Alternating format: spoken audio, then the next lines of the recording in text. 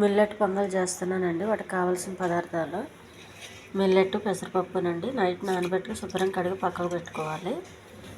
మిరియాలు, పచ్చిమిర్చి, కరివేపాకు, వెల్లుల్లిపాయ, పసుపు, ఉప్పు. ఈ వెల్లుల్లిపాయలు తోలు తీసుకోవాలండి.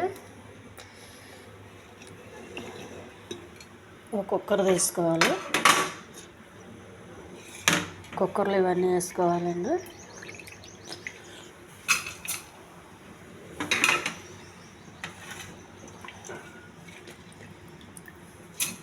నూనె ఏమి వేయొద్దు. పెట్టుకున్న వెల్లుల్లిపాయలండి, పచ్చిమిర్చి, కరివేపాకు, మిరియాలు, కొంచెం పసుపు,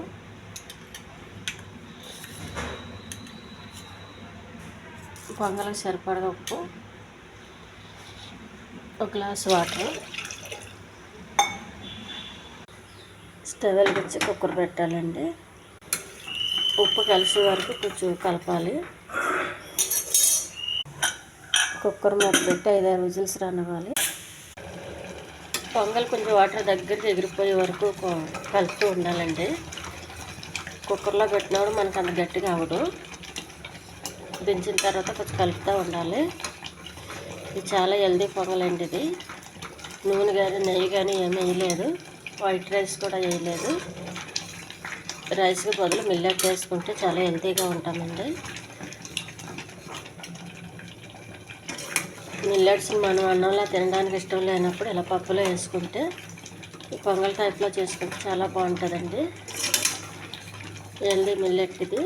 దీనికి మంచి కొబ్బరి చట్నీ కానీ టమాటా చట్నీ కానీ చాలా బాగుంటుందండి. కొత్తిమీర చట్నీ కూడా.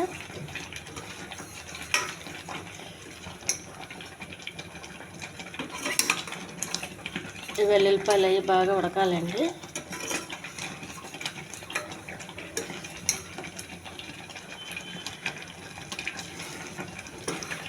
ఈ ఛానల్ నచ్చితే సబ్స్క్రైబ్ చేయండి, షేర్ చేయండి, లైక్ చేయండి, కామెంట్ చేయండి.